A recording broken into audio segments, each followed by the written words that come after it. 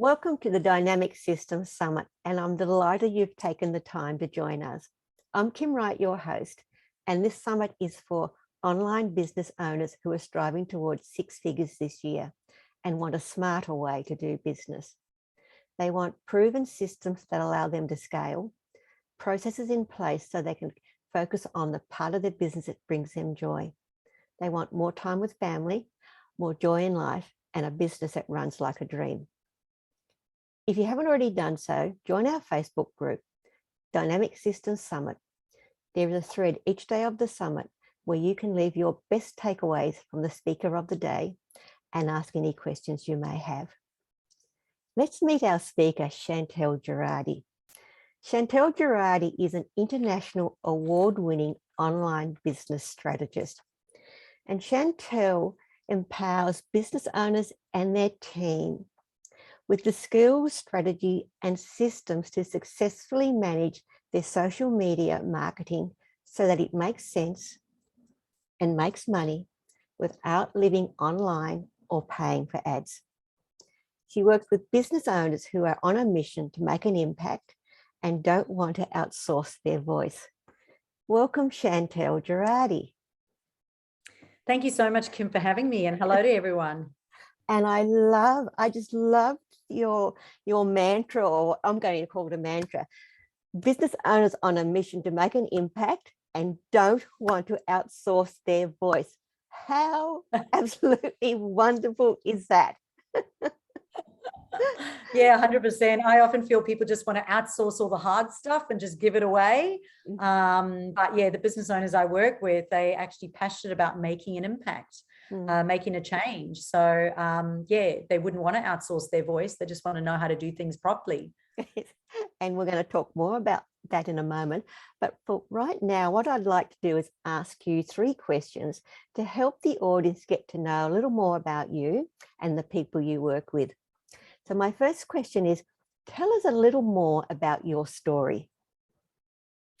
I'm originally from South Africa. So I moved from South Africa to Australia 13 years ago. And when we did, we sold up absolutely everything. So paid off houses, paid off cars, paid off health, wellness and fitness center in South Africa, gave it all up, came here to the Gold Coast and absolutely knew nobody. So knew nobody. It was just my husband and I had three daughters under the age of 5 years old.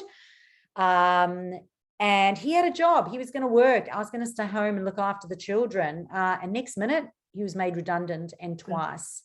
And what I ended up doing was teaching myself how to use social media to be able to grow a business without having to pay for ads, because I literally couldn't afford to outsource it and I couldn't afford to pay ads. And I did that with having no tech experience at all, with no marketing experience at all, really just being on the bones of my butt and just having to do it in order to be able to feed the family. And so tell me, Chantelle, what are the symptoms your clients experience before they come to you? Many of them are stressed and overwhelmed. They've been on social media for a long time. They've been downloading ebooks. They've been joining challenges, doing groups, enrolling in short courses, and they're kind of following cookie cutter, fluffy, generalized programs and strategies. And they're just feeling lost. They just want a roadmap. They want the absolute roadmap that's going to show them exactly what to do for their business to get there. And they want the skills and the certainty to be able to do that successfully. They kind of had enough of winging it. They've had enough of band-aiding stuff, and they're not big fans of they cross your finger marketing, and they feel like they're spitting or not even showing up at all, and nothing is changing, nothing's working. I think you probably described a lot of people who are online, myself included, when I first started as well. So Chantelle, what are the common mistakes that people make before they find your solution? Yeah, look, it always comes down to three things for me. And one is we really don't have skills. As business owners, we don't have marketing budget to outsource it.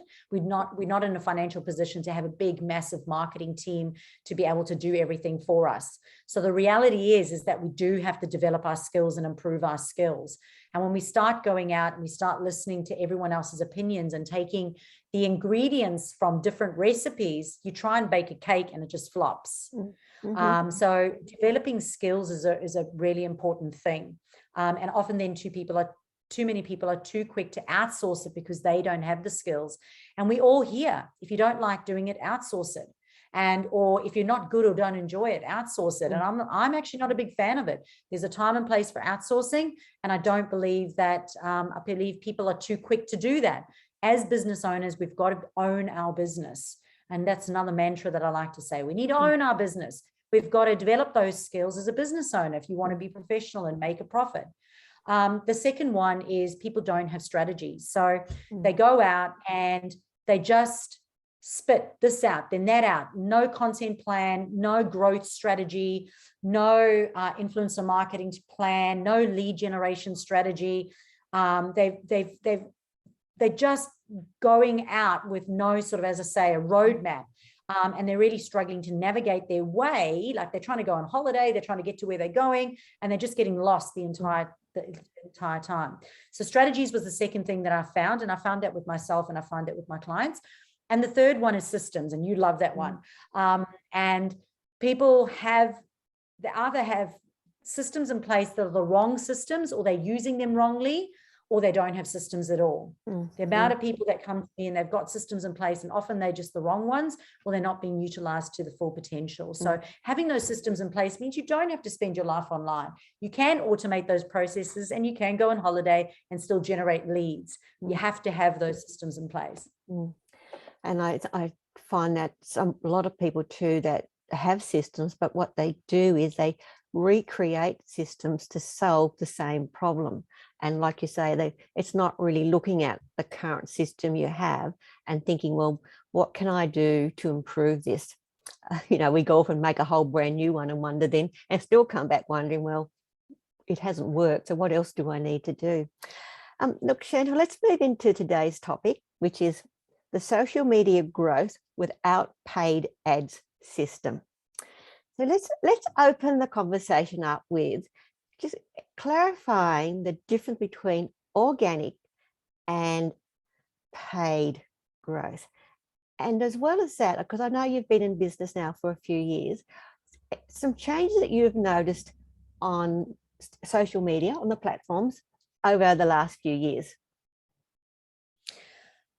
What I have learned over the last few years, and I can tell you right now, I built my first six-figure business without paying for advertising and sold that. And now I've got my second figure business, which I've had for the last 6 years now. And still to this date, we do not do any paid advertising. So I like to dispel the myth that you have to do paid advertising in order to be successful. A lot of people want to jump to the paid ads because they're looking for a quick fix. And paid advertising is actually, it is a beast of a thing. You have got to be highly skilled. It changes all the time. And I truly believe that you need to be in a financial position to be able to afford gambling on it and afford someone else managing it. And many of us just simply aren't in that position. So for me, it's about, well, what can we do if we can't afford that or tackle that? Well, what should we do that pre-ads anyway? Because what I do actually sets you up for your ads to work and work better. Because if you put ads on something that's broken, it's like putting a house on mud and not having a concrete surface. It doesn't matter how much money you throw at it, it's just not going to work. So some of the biggest mistakes I see is that, or some of the things that people need to be doing is they've got to get the foundation right. They've got to get the fundamentals right. And the fundamentals start with, you've got to know who you are. You've got to know how you want to be seen online.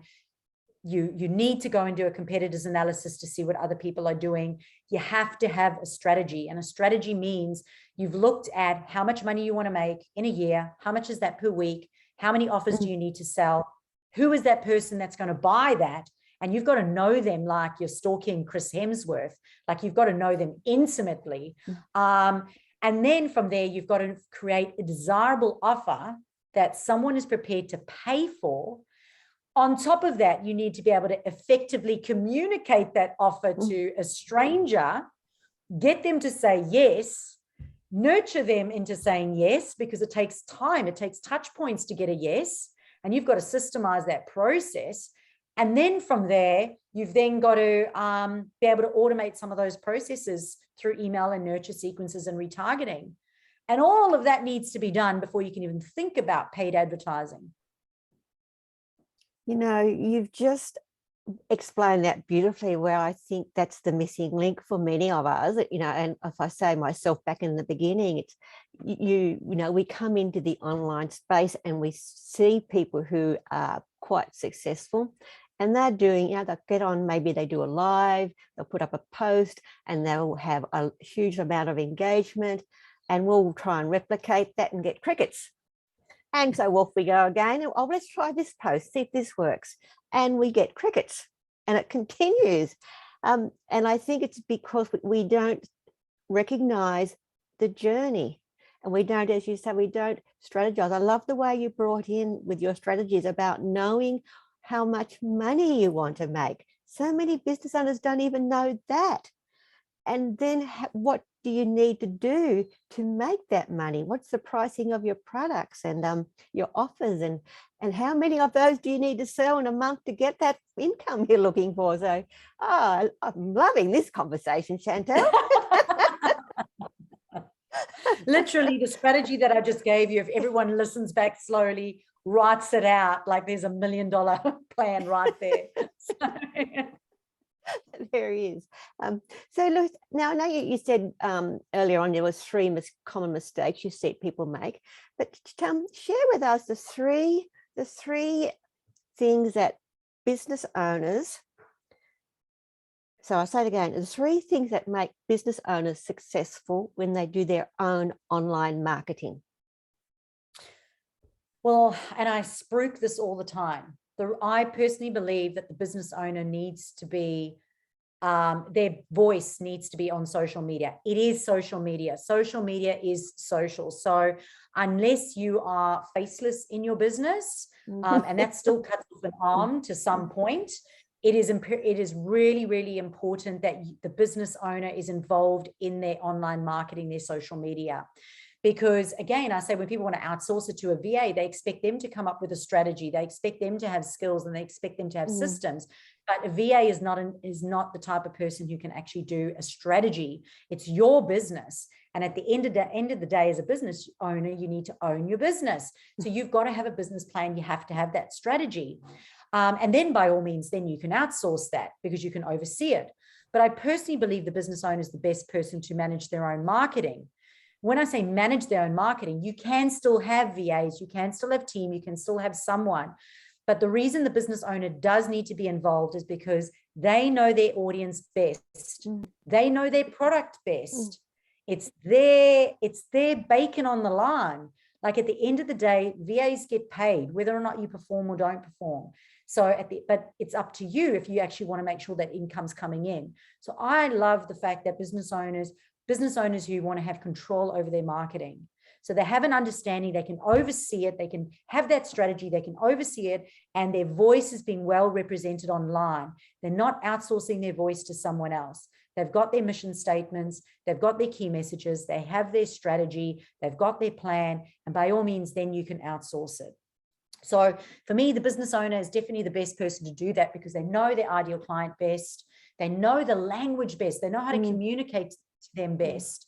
And social media is social. It's a two-way conversation. So there's nothing worse when I'm communicating with someone and a VA is responding to me, or I'm writing a comment on social media and there's this copy-paste message that's been replied. It just loses its authenticity and it loses the power behind it. So I think that if business owners know how to do it better and they know how to do it simply, they can simply manage their own marketing, and it can be an enjoyable experience when they learn to do it properly.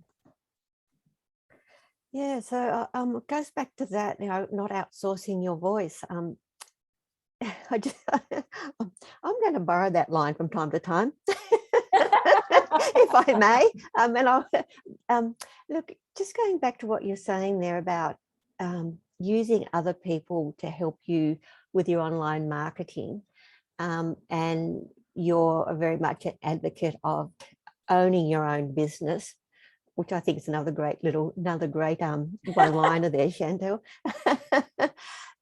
What I look, even now, even though I've been online now for, oh gosh, too many years to worry about.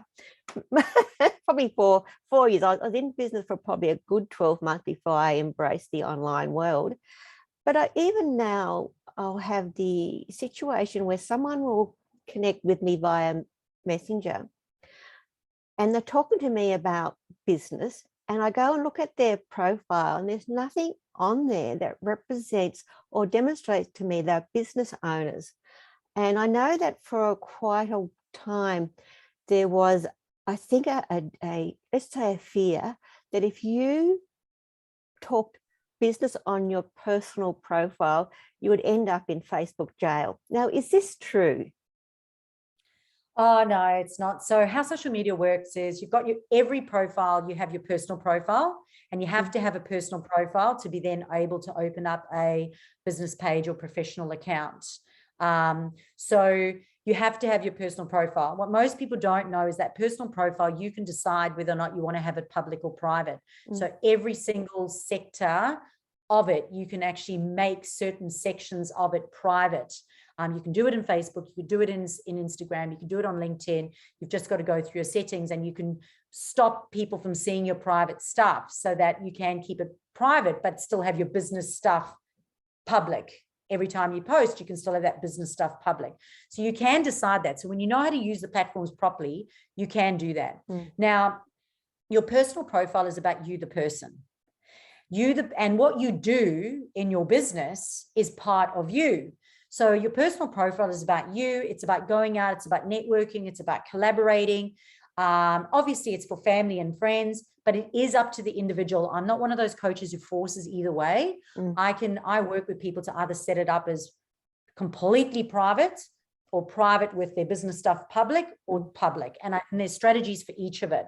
But understanding how to use those platforms is really important. You do chop off your arm if you keep it completely private, because when you're moving around on Facebook, it makes it hard to trust you. It really does make it hard to trust you. And one of the things I advise people to do then is to say, this is the private, I use this account for friends and family, for close friends and family only. Please connect with me here, and send them elsewhere, so that they go, oh, okay, that's how they're using it, because else people find it rude. Now, your business page is about your business. And now where people go wrong is that they never ever post about themselves on their business page. But your business profile, if you are the primary person within your business, like if you're the coach or the service provider, or if it's your product that you're selling, if you don't feature yourself on your business page, it becomes cold, and it becomes, it stops the communication from happening, especially if everyone's templating. It becomes very cold and clinical, and there's no opportunity to build a relationship with the actual person. So often I see people, your personal profile is about you, the person, but what you do on your business is part of that. So having elements of that is fine, and no, you don't end up in Facebook jail.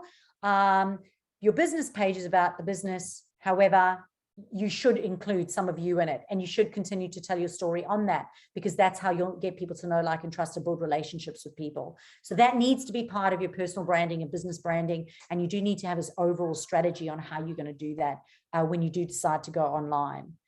As far as Facebook jail goes, it's only really at the moment, the biggest things are if you are copy pasting and copy pasting into the same sort of place all the time is a big red no.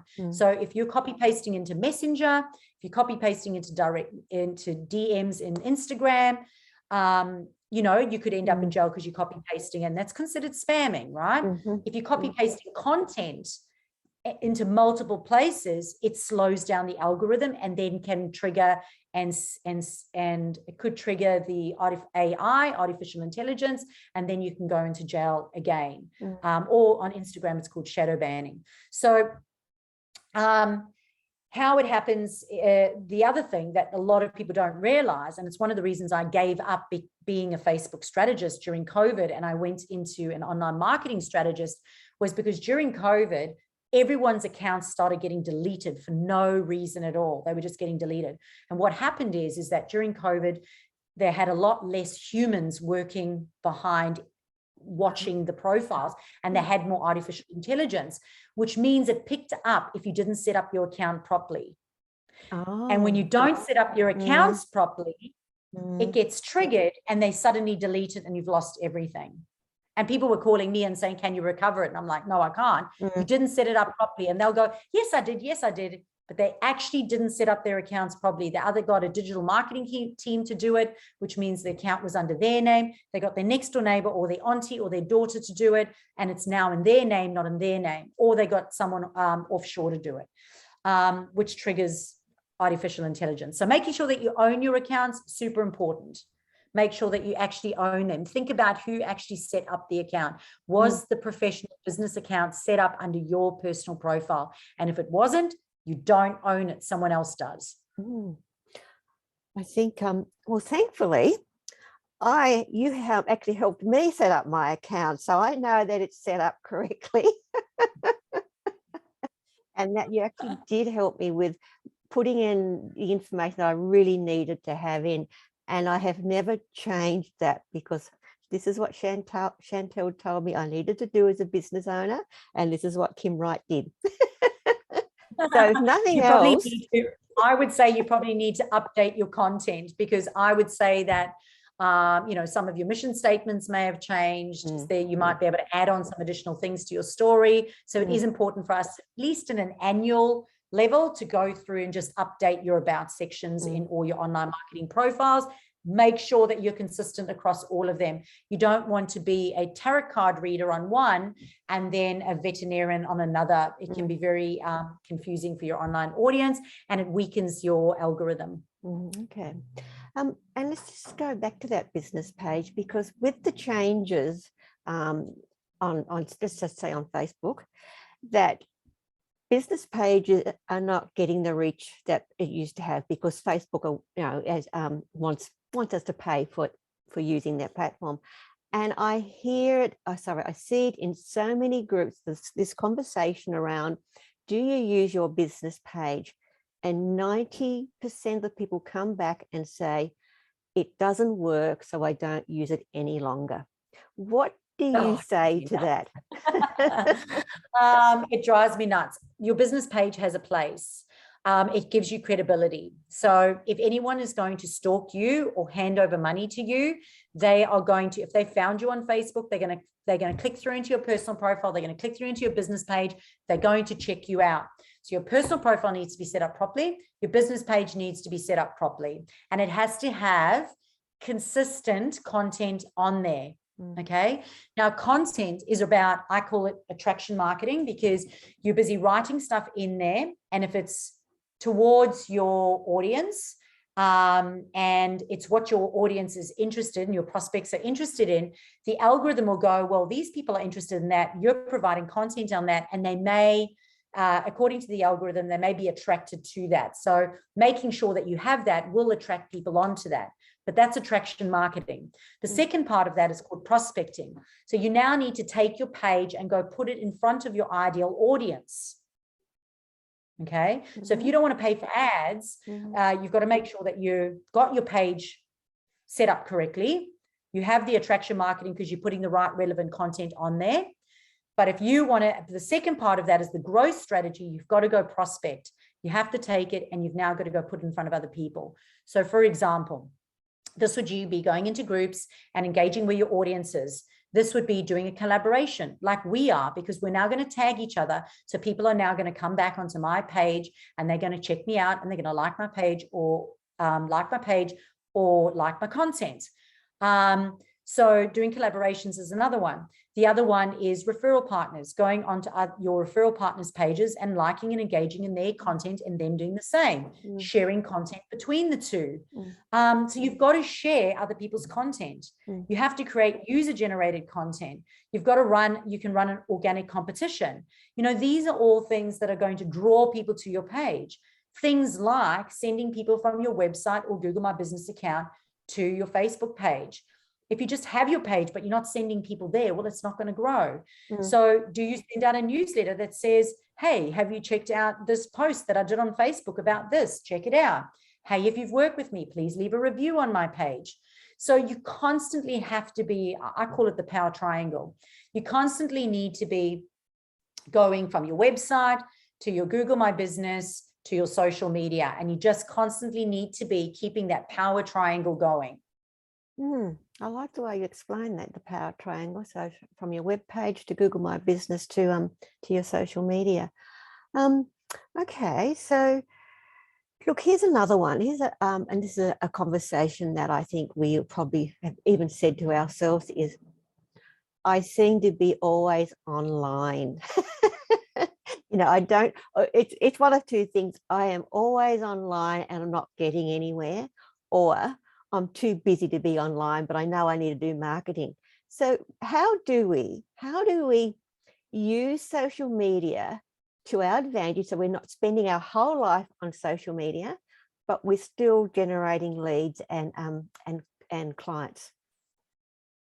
Yeah, excellent. Well, look, it does come back to those skills, strategies, and systems, which I spoke about before. So go back and certainly listen to that. But I'd love to give more insight into that whole thing. At the end of the day, we should be spending 20 to 30% of our time doing lead generation.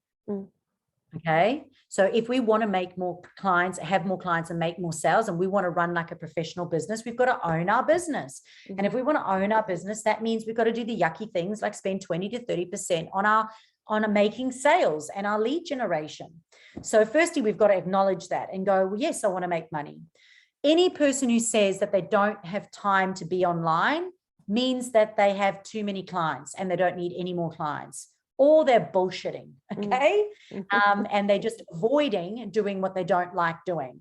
But a committed business owner who wants to be successful and professional and make money, they will allocate that time into their calendars daily. So for me, it is about having that consistent routine of, when do I work in my business? When do I work on my business? Am I spending my 20 to 30% per day going in and this isn't me scrolling through social media. I have a time in my diary, which is my social time for scrolling through social media. That is a completely different time to my lead generation, marketing my business. They're two completely different things. So in your diary, go put it in and have allocated times to go in and do your lead generation and your prospecting. So go, I've now got to create my content. When am I going to do that? Am I going to schedule it ahead for the week, or am I going to do it daily? And go put it into your calendar. When am I going to do my prospecting? Have a prospecting time. When am I going to go out, create collaborations, go and do some podcasts, go to networking groups, be involved in a summit? Where are all my prospecting things? Because they are all income producing activities that you have to put into your diary, and then you actually have to do them. And it all comes down to the strategy. You have to have a strategy. What's your overall strategy? Who are the people that you're prospecting? Where are they hanging out, and how are you going to get yourself in front of them? Attraction marketing. What are your current clients interested in? What type of content can you create so they're attracted to you? And then it comes down to the skills. Do you have the skills to be able to attract people and prospect, or do you need to develop those skills? And then it's systems. What is the system that you have? So for me, it's about, I've got my calendar, because my calendar keeps me honest. Keeps me honest, it keeps me on track, it keeps me running a professional business. I use Trello as a project management system. So in there, I can track leads and I can track sales. I've also got a CRM, I've got automations, and I've got funnels of lead magnets and email nurture sequences. And then the most important thing is, at the end of a week, I like to do it on every Friday.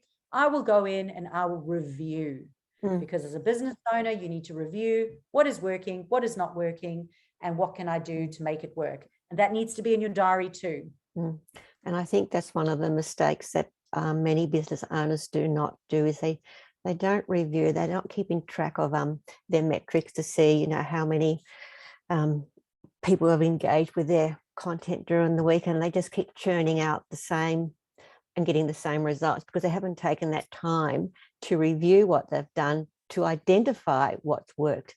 And that's one of the things about a system is it helps you to identify out of all of this content you're putting out there, which ones are working, and they're the ones you do more of. And you create, processes around how you that you keep this system consistent, and you can almost have predictable results in what you do by following the systems that works best for you and your business. Look, there's another topic I'd like to touch on, and that is visibility. So we hear about be more visible, you need to be visible, you need to be visible. Now, I have my own theory on this, and I don't necessarily believe being visible means you have to go live. Now, we're not talking about whether that's right or not, but what are the ways that someone can be more visible? Oh, look, this is a great question, and you're being massively polite, but I'm in 100% agreement with you because a lot of the time you'll hear people saying, be visible, be visible, be visible. Every single day, do a Facebook Live. And I actually believe it can break your brand. I believe that it can actually destroy you. And to tell an introverted person who doesn't like to do that, who's not comfortable doing that, that's just not fair. It's not authentic for them. And it's not comfortable for them. And it can actually make them lose clients. So I always say there's an introverted strategy and an extroverted strategy. So when it comes to visibility, again, you can be visible and you can put out 20,000 posts a day. But if there is no strategy to actually generate paying clients, it's not going to work. If people are looking at all of it and they don't understand what you do because you haven't effectively communicated that, you're going to annoy people and they're just going to stop clicking on you and they're going to stop watching you. So it needs to be crystal clear who you are and what it is that you're selling. So with regards to, the Facebook Lives, again, people can go on every single day. They can talk about meaningless stuff. And I remember this one lady, she obviously was doing a program and they said, every day, just get up and do a live. And she was like, I'm going to the gym now, and I'm coming back and I'm doing my laundry, and I'm coming back, then I'm doing this. And I was like, no one will ever click on you ever again. You've literally just destroyed everything. So if that's not part of you, it doesn't have to be part of your strategy. I believe your strategy needs to be comfortable for the business owner. If you're an extrovert and that's what you want to do, then we can focus on that and get that really strong for you. But if it's not enjoyable, you're not going to do it. And it's not going to come across well. So you've got to develop those skills. So some of the things you can do instead of a live is that if you're not comfortable in front of the camera, then show something else. Show a sunset. You can do a live and it doesn't have to show you. But whatever you do, the strategy needs to be, why am I doing this live? Who am I talking to? What am I trying to get them to believe in me? And what is the next step I want them to take from this live? And you need to have those three things. Like, how am I going to build that know, like, and trust? And it's not by saying I'm going to the gym and folding my laundry afterwards. What am I going to get them to do to know, like, and trust me? What valuable tips am I going to give them? And a little thing that I do is you can just use a little sticky note and just take a little sticky note and just put the sticky note just under the camera there and literally have a headline, your 3 points, and then your next step. And so when you've got your phone out there, you could be looking at it and doing it. But if you're not comfortable doing it, don't do you. Have your sticky notes. You could literally be reading it, looking at it and go, check out the sunset, check out my beautiful flowers. This is what I want to share with you today. So you're not in it. And if you're not comfortable with a live, start with a video of you or a video of something else. And if you're not comfortable with reels, then don't do a reel. If you're not comfortable jumping on a bar counter and dancing around, don't do it, because it can actually ruin your brand more than it can, only do what's enjoyable to you. There's a strategy for everyone. Only do what's enjoyable to you and what's still going to work with your audience. Chantelle, I absolutely love that. I think you're the first person I've spoken to that pretty much believes what I believe about when it comes to social media. When it comes to marketing, to do what is right for you. to do what is comfortable for you, not to do what other people say you should be doing. There's a lot of fads all the time.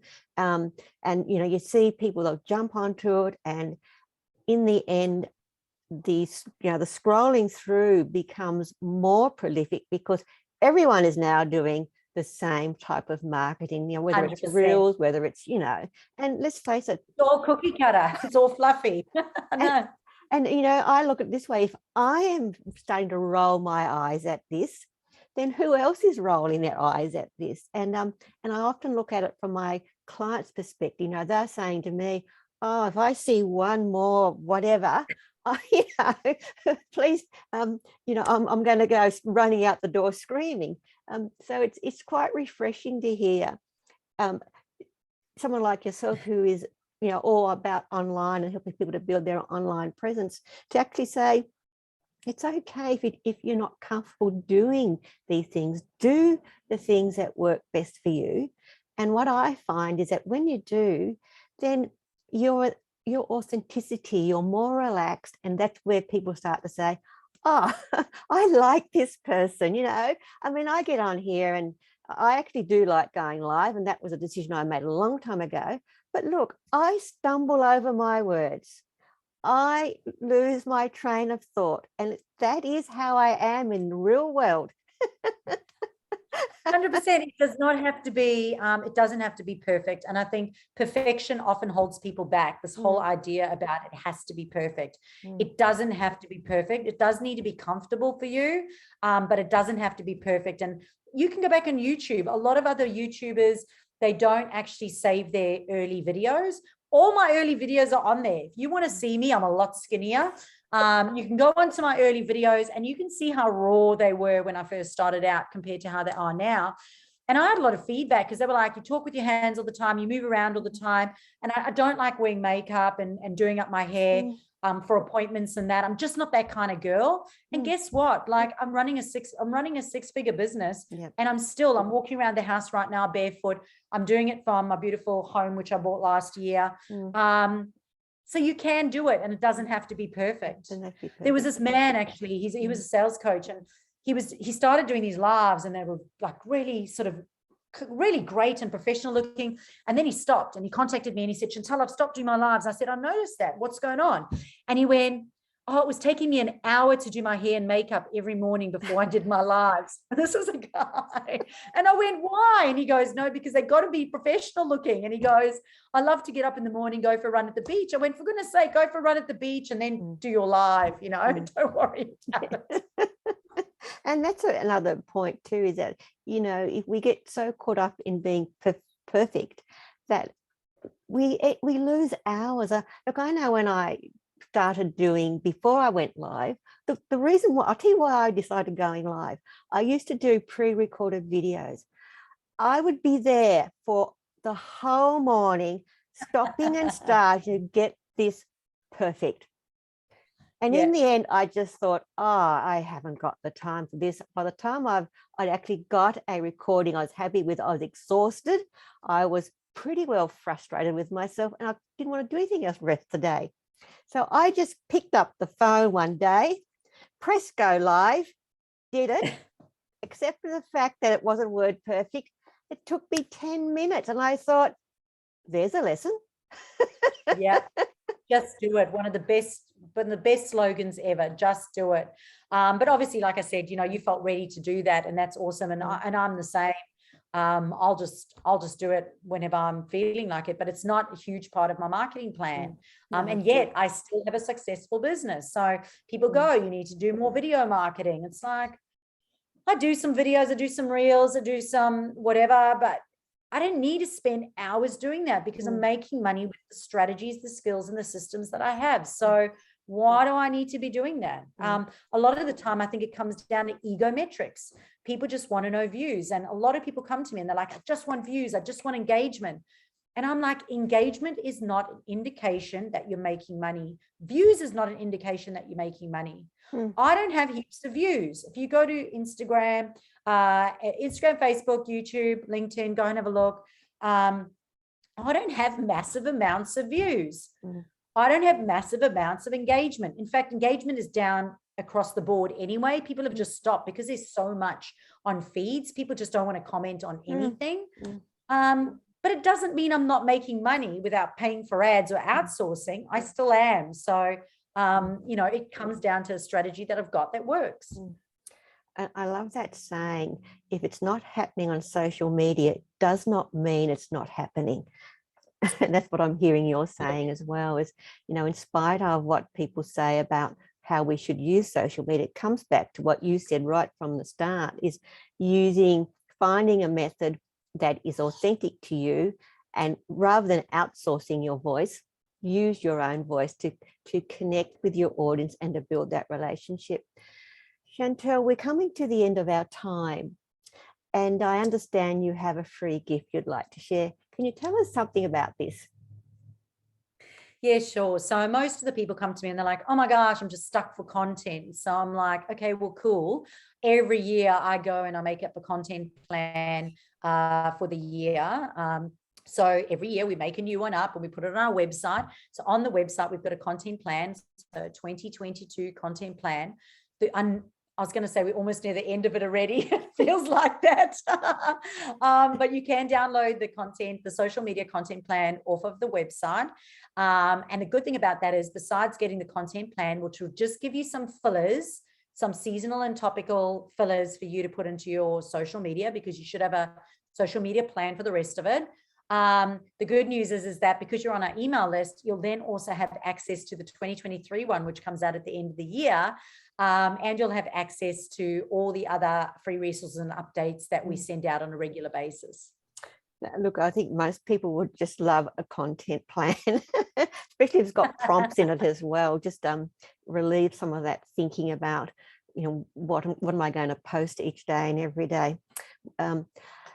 So you can access Chantelle's free gift by clicking on the link below. And Chantelle, just before we go, one last question. What is the most important message or action you'd like our audience to take away from today's conversation?